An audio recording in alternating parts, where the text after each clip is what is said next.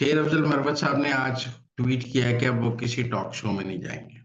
मतलब हम्म। उन्होंने जुबानबंदी की।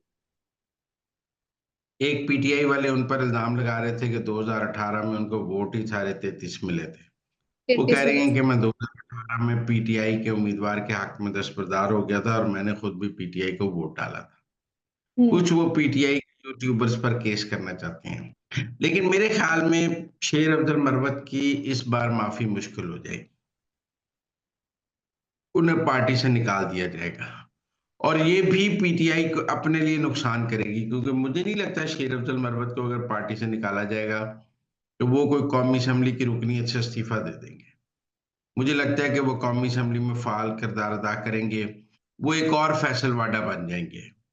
वो एक और हम्म। फवाद चौधरी बन जाएंगे। आप समझें, वो एक और इमरान इस्माइल बन जाएंगे। कहेंगे मैं हूं पीटीआई में ही, लेकिन ये जो पीटीआई की करंट लीडरशिप है इसकी ऐसी तैसी फेरते रहेंगे। आप अच्छा। सके ना, फैसल वाडा भी कहते हैं कि मुझे तो इमरान खान की जान बहुत अजीज है, मैं तो खान के साथ हूँ। और इन सब की ऐसी तैसी फेरते हैं। फवाद चौधरी क्या करते हैं? वो भी कहते हैं मैं इमरान खान का सबसे बड़ा हमदर्द हूँ, मुझसे ज्यादा इमरान खान का हमदर्द कोई है ही नहीं। और ये सारी पीटीआई की लीडरशिप की और पीटीआई की ऐसी तैसी फेरते हैं। शेर अब्दुल मरवत भी यही करेंगे। वो कहेंगे मैं खान के साथ हूं, लेकिन ये सब नीचे चोर हैं। और इन चोरों के साथ तो मेरे ख्याल में एक और, मेरा मतलब ये फिर शेर अब्दुल मरवत के साथ और लोग भी शामिल हो जाएंगे।